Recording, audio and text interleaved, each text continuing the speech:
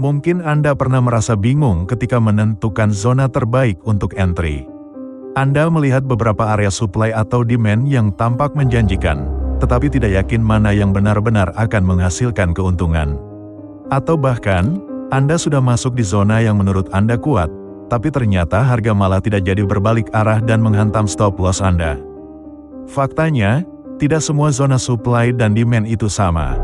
Ada zona yang benar-benar digunakan oleh big trader untuk menempatkan order mereka. Tapi ada juga zona yang sengaja dibuat untuk menjebak trader retail. Zona palsu ini dirancang agar menarik minat trader retail dan digunakan untuk mencari likuiditas oleh para big trader. Oleh karena itu dalam video kali ini, saya akan membahas cara membedakan zona jebakan dengan zona yang sebenarnya. Penting untuk Anda pahami bahwa zona yang tampak sempurna di chart, seringkali justru merupakan jebakan yang paling berbahaya, karena memang sengaja dibuat untuk memancing para trader. Jadi bersiaplah karena ada banyak hal penting yang akan saya bagikan kepada Anda.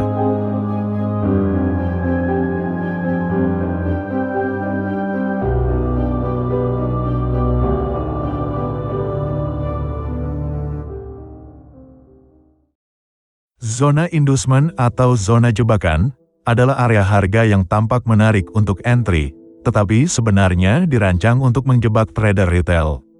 Dengan kata lain, zona ini adalah umpan yang dirancang untuk mengumpulkan likuiditas, seperti stop loss atau entry trader retail, sebelum market benar-benar berbalik arah. Inilah mengapa banyak trader terjebak di zona yang terlihat sempurna, padahal sebenarnya itu adalah jebakan yang justru mengakibatkan kerugian. Untuk lebih mudah memahaminya, mari kita lihat ilustrasi ini. Pada ilustrasi ini kita akan membahas contoh pada zona supply, di mana di sini terdapat dua zona supply yang saling berdekatan. Ketika harga mencapai zona supply pertama, banyak trader yang melihatnya sebagai area yang kuat untuk harga mengalami reversal, sehingga banyak trader yang segera melakukan entry sell. Namun yang biasanya terjadi, harga mungkin memberikan reaksi kecil, tetapi pada akhirnya harga terus bergerak melewati zona tersebut tanpa adanya pembalikan arah yang signifikan. Jadi alih-alih harga bertahan di zona supply pertama, market justru cenderung melanjutkan pergerakannya menuju ke supply kedua. Sehingga zona pertama tadi bisa kita sebut sebagai zona inducement atau zona jebakan. Setelah harga mencapai zona supply kedua, barulah kita melihat reaksi pembalikan harga yang signifikan. Sehingga zona kedua ini bisa kita sebut sebagai zona yang sebenarnya. Zona yang sebenarnya adalah area yang benar-benar memiliki kekuatan untuk membalikkan harga. Zona ini biasanya merupakan area di mana likuiditas yang lebih besar berkumpul, dan seringkali menjadi titik di mana institusi besar menaruh order mereka untuk mendorong harga ke arah yang sebenarnya. Alasan utama mengapa hal ini terjadi adalah karena adanya likuiditas dan ketidakseimbangan harga, atau imbalance. Untuk memahami lebih dalam, mari kita bahas satu persatu. Imbalance adalah kondisi di mana terdapat area yang belum diuji kembali oleh pergerakan harga. Dengan kata lain, ini adalah area di mana harga telah bergerak secara agresif tanpa adanya retest yang signifikan. Di mana di area ini, terdapat berbagai jenis likuiditas yang terdiri dari kumpulan order yang siap dieksekusi. Seperti misalnya, banyak stop loss dari seller yang telah masuk lebih awal di area ini, tetapi menempatkan stop loss mereka di sekitar area ini. Selain itu, ada juga buy stops dari buyer yang menargetkan adanya breakout. Dengan adanya likuiditas seperti ini, area ini menjadi sangat menarik bagi para big trader. Mereka akan memanfaatkan keberadaan order-order ini untuk menggerakkan harga sesuai dengan kepentingan mereka. Karena sebagai trader retail, order yang kita tempatkan tidak cukup besar untuk benar-benar menggerakkan harga secara signifikan. Sebaliknya, pergerakan besar biasanya terjadi ketika institusi keuangan, bank besar, atau hedge fund masuk ke market dengan order dalam jumlah besar. Ketika harga terdorong masuk ke zona supply kedua, semua order yang berada di zona supply ini akan terisi, begitu juga dengan order yang berada di area imbalance. Dengan kata lain, market bergerak ke atas untuk menyapu semua likuiditas yang tersedia, sebelum akhirnya bergerak ke arah yang sebenarnya. Sekarang, mungkin di antara Anda ada yang berpikir, mengapa kita tidak langsung menempatkan sell limit di setiap zona saja? Karena dengan cara ini, Tidak peduli zona mana yang akhirnya dijemput oleh harga terlebih dahulu, kita tetap akan masuk ke dalam posisi sell. Namun, ada beberapa hal yang perlu diperhatikan. Jika Anda menempatkan sell limit di kedua zona sekaligus, Anda perlu memahami risiko dari setiap skenario yang bisa terjadi. Bisa saja harga menembus kedua zona tersebut secara langsung, yang berarti Anda langsung mendapatkan dua kerugian sekaligus. Jadi jika ada 2, 3, atau 4 zona supply dalam tren turun yang Anda ingin gunakan untuk entry sell, Anda bisa mengalami kerugian 2, 3 atau 4 kali sekaligus dalam satu hari. Yang tentu saja itu tidak baik. Jadi solusi yang bisa kita gunakan adalah memanfaatkan pemahaman tentang zona inducement, untuk memastikan bahwa kita hanya masuk di zona yang benar-benar penting, dan memiliki probabilitas tinggi. Alih-alih mengambil setiap peluang yang terlihat, kita perlu memahami bagaimana market memancing trader retail untuk masuk lebih awal, dan bagaimana kita bisa menghindari jebakan tersebut dengan hanya masuk di zona yang benar-benar valid. Supaya lebih mudah memahaminya, mari langsung saja kita bahas contohnya di chart. Jika kita perhatikan pada contoh kali ini, kita bisa melihat bahwa harga sedang berada dalam tren naik. Dalam kondisi seperti ini, strategi utama kita adalah mencari peluang untuk entry buy. Dalam chart ini, ada beberapa zona demand yang tampak menarik sebagai area potensial untuk entry buy. Zona demand yang pertama ada di sini, kemudian ada zona demand kedua di sini, dan yang ketiga ada di sini. Sekarang, saya akan menjelaskan konsep zona inducement secara lebih detail agar Anda bisa memahami zona mana yang sebaiknya dipilih untuk entry. Mari kita mulai dengan mengeliminasi zona yang memiliki probabilitas paling rendah. Salah satu zona yang bisa langsung kita abaikan adalah zona yang pertama atau yang paling atas. Alasan utamanya adalah karena zona ini tidak memiliki imbalance yang jelas. Karena setelah zona ini terbentuk, kita bisa melihat tidak ada pergerakan yang signifikan. Selain itu, kita justru memiliki imbalance yang jelas di bawah level ini, yang mengarah ke zona demand yang lebih rendah. Sehingga dengan pemahaman ini, kita bisa langsung menyimpulkan bahwa zona atas memiliki probabilitas yang rendah untuk memberikan reaksi yang kuat, sehingga bisa kita abaikan. Sekarang kita telah mengabaikan zona atas, itu berarti kita hanya memiliki dua pilihan tersisa, yaitu zona kedua dan zona ketiga.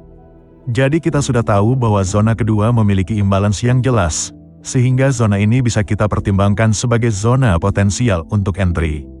Namun kita juga bisa melihat bahwa di bawah zona kedua juga terdapat imbalance yang jelas dari zona ketiga.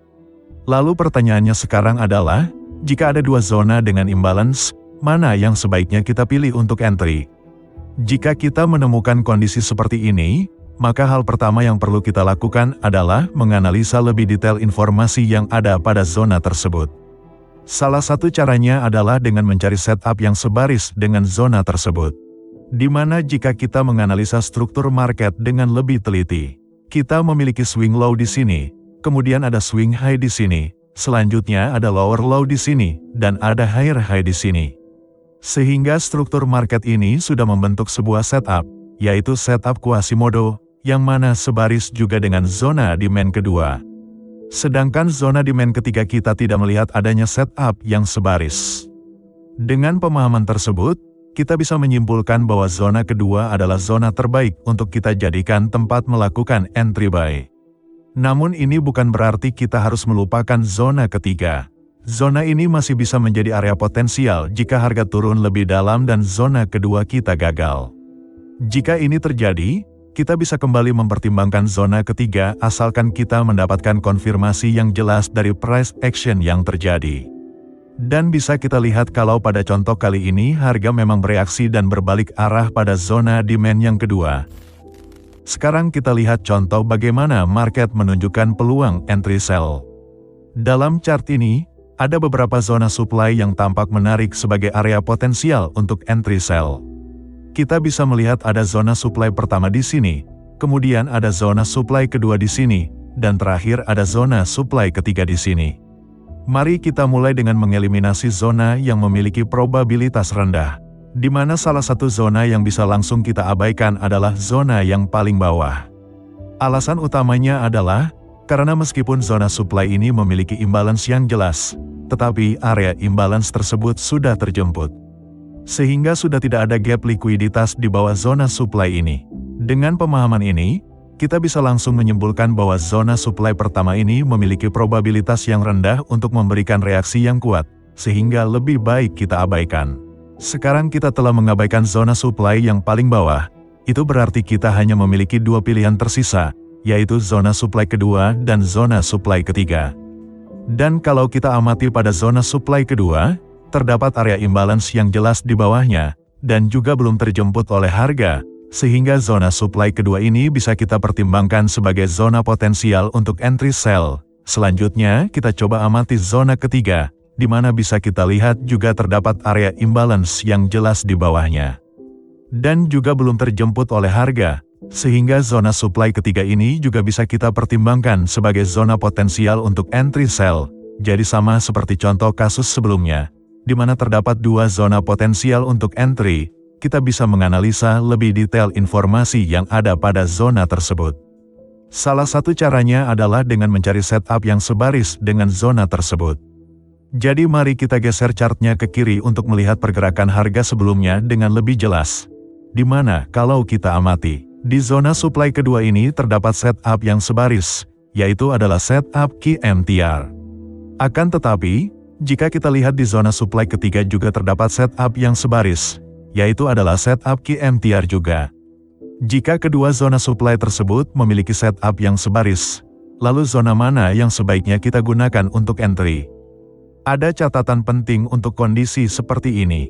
Dalam banyak kasus, ketika ada dua zona supply yang cukup dekat satu sama lain dan keduanya memiliki setup yang sebaris juga, biasanya zona supply yang kedua atau yang lebih tinggi justru menjadi zona yang sebenarnya. Sedangkan zona supply pertama atau yang lebih rendah berperan sebagai zona inducement. Hal yang sama juga berlaku untuk zona demand. Jadi dalam contoh ini, zona yang berada di bawah kemungkinan besar hanya akan menimbulkan reaksi sementara, seperti pullback atau rejection kecil, namun tidak akan benar-benar membalikkan arah market. Sementara itu, zona yang berada di atasnya memiliki peluang lebih besar untuk menjadi area pembalikan harga yang sebenarnya, dan bisa kita lihat kalau pada contoh kali ini. Harga memang bereaksi dan berbalik arah pada zona supply yang berada di bawah. Namun hanya berupa pullback saja, sebelum akhirnya harga bergerak naik kembali menuju zona supply yang ada di atasnya, dan barulah market bergerak melanjutkan tren turun. Setelah membahas secara mendalam tentang perbedaan antara zona inducement dan zona yang sebenarnya, kita bisa memahami bahwa tidak semua zona supply dan demand layak dijadikan area entry. Banyak trader terjebak karena terlalu cepat mengambil posisi di zona yang tampaknya kuat, padahal itu hanyalah jebakan yang dirancang untuk mengambil likuiditas dari trader retail.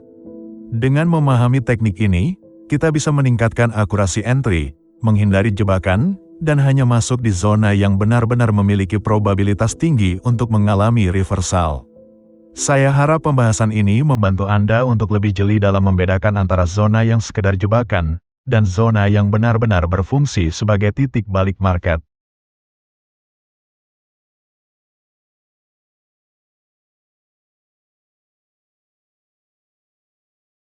Jadi begitulah akhir dari video kita kali ini. Terima kasih telah menonton sampai akhir. Jika kalian belajar sesuatu yang baru dan menyukai video ini, kalian bisa like video ini untuk menunjukkan support kalian. Subscribe juga channel ini dan tekan tombol lonceng supaya kalian tidak ketinggalan video terbaru.